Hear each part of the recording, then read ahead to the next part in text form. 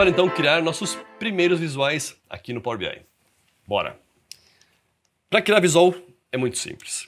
Você vem aqui nessa aba de visualizações e escolhe qual deles você quer.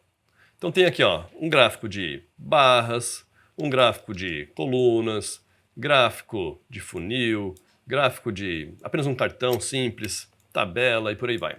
A gente vai ver alguns deles, tá? O mais simples que tem, que pede um campo ali apenas, é esse carinha aqui, ó. Cadê? Cartão, tá? Clica no cartão, olha lá, ele criou esse objeto aqui na tela pra gente, tá? Eu posso redimensionar, posso colocar onde eu quiser aqui, vou deixar ele pertinho para a gente poder botar um campo. Ele pede apenas um campo.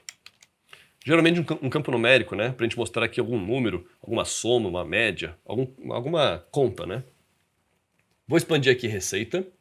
E eu tenho dentro da tabela receita, ó, aquela nossa coluna receita, que é a soma, né? Que é o faturamento, que é a quantidade vezes o valor unitário. Se eu jogar esse campo aqui, ou aqui dentro, eu vou ter o valor. Olha lá. 3,67 milhões é o que eu tive de receita nesse período aqui da minha base de dados. Show de bola? Difícil, né? Muito tranquilo. O que ele fez por trás, né? O que ele fez por trás? Ele fez uma soma da coluna receita. É como se ele tivesse vindo aqui, ó, na minha tabelinha, pego essa coluna aqui de receita e somado ela inteira. Isso que ele fez. Ah, não, eu queria a média. Então você pode vir aqui ó, em campos, na setinha para baixo, ó, e mudar para média.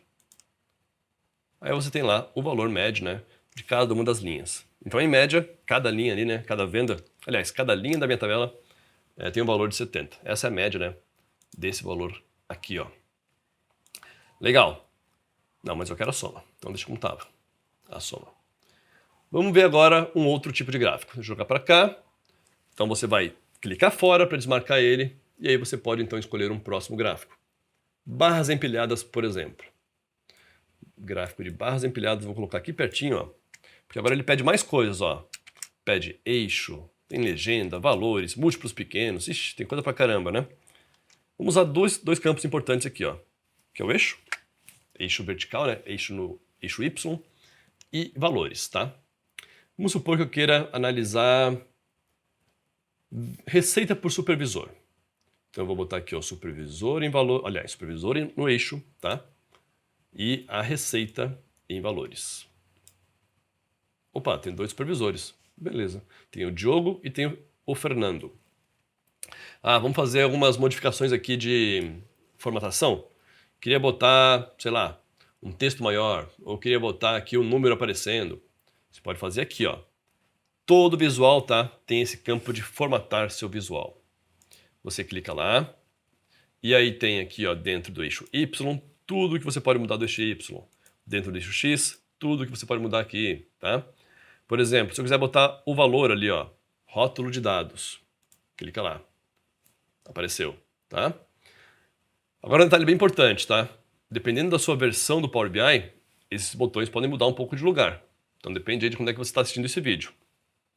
Nesse momento atual, tá, desse vídeo que eu estou gravando, para ativar exatamente como está ali, ó, você vai ter que vir em arquivo, opções e configurações, opções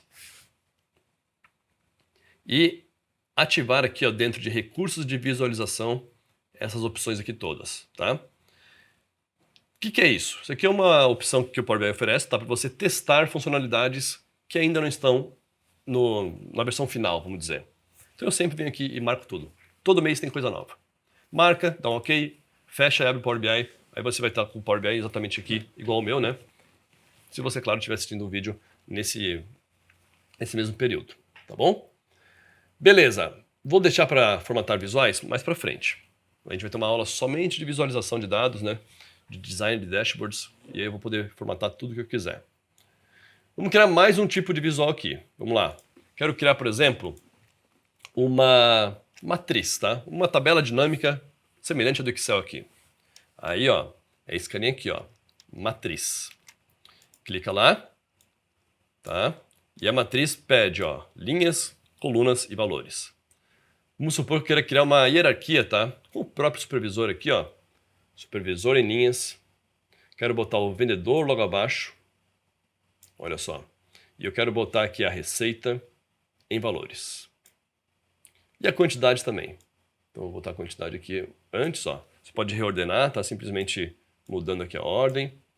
Eu tenho lá então essa hierarquia, olha só. Como se fosse uma tabela dinâmica, né? Bem semelhante à do Excel, tá? Você pode descer um por um, ou você pode descer tudo junto, ó, através desses botões aqui, ó. Por exemplo, esse aqui desce tudo junto de uma vez só, tá?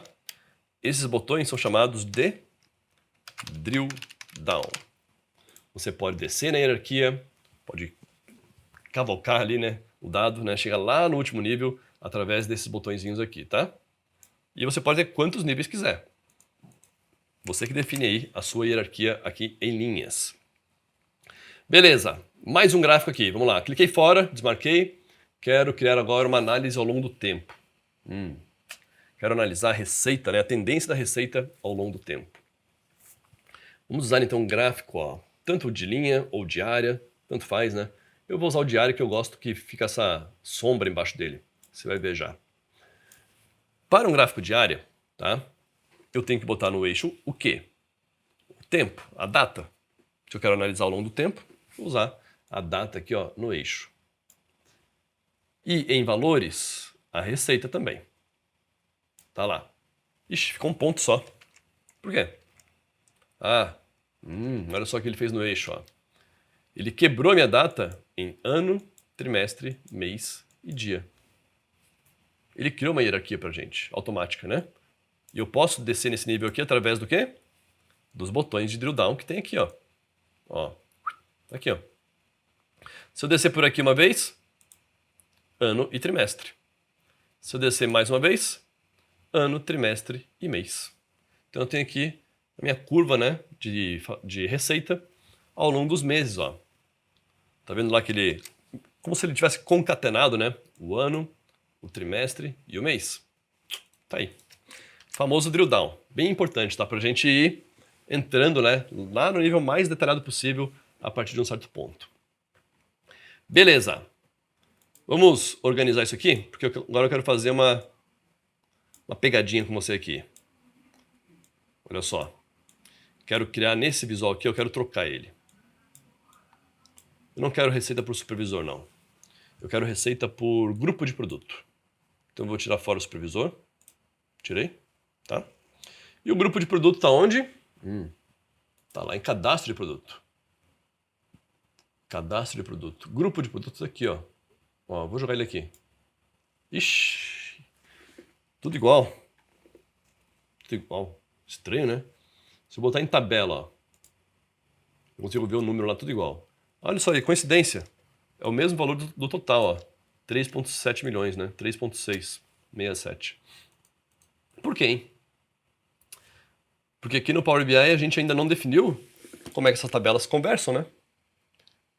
Como é que ele vai fazer esse vínculo entre grupo de produto e receita, né?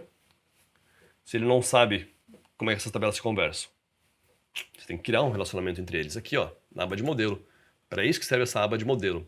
Para você poder vincular, então, tabelas, tá?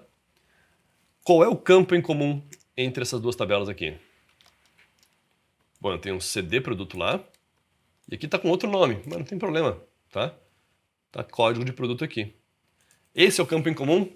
E esse seria o campo que eu usaria lá no meu ProcX, ou no meu ProcV, né, do Excel. Da mesma forma que eu faria o ProcX lá, eu faço um relacionamento aqui, ó. Só que bem mais fácil, olha só. Cliquei lá, arrastei e soltei aqui. Tá feito, ó. Tá me dizendo aqui, ó, que eu tenho um relacionamento chamado de 1 para muitos. O que isso significa? Significa que essa coluna aqui, ó, é única desse lado. E essa coluna aqui, ó, ela se repete ao longo das linhas nessa tabela aqui. O que é comum, né? Porque um produto é vendido várias vezes. Por isso que ele aparece várias vezes aqui. Só que num cadastro, eu não posso ter códigos duplicados. Concorda? Se eu tiver código duplicado é porque tem algum tipo de erro aí na sua base, né? No seu cadastro. Vamos voltar lá na parte de relatórios. Olha só que legal. Já ajustou, ó. Agora sim tá certinho, né? Agora ele tá fazendo a quebra aqui, né, por produto da forma correta. Se eu olhar isso aqui num gráfico de barras, fica bem interessante agora, né? Já consigo ver lá que o que eu mais vendo é farinha de trigo. Beleza? Então nessa aula a gente criou nossos primeiros visuais. Te falei aqui sobre a questão de modelagem de dados. Claro que isso é um mundo, né? Só uma aula de modelagem completa levaria cerca de 4 horas, 3 horas, dependendo, porque tem muito detalhe envolvido aqui, mas está fora do escopo do nosso mini curso, tá? Aqui a ideia é te mostrar os primeiros passos, né, para você então conseguir criar seus primeiros relatórios, seus primeiros dashboards, né, e impressionar no seu emprego, impressionar na sua empresa e também conquistar novas oportunidades aí de mercado. Na próxima aula, então, a gente vai ver como criar alguns cálculos com a linguagem DAX. Então, te vejo lá.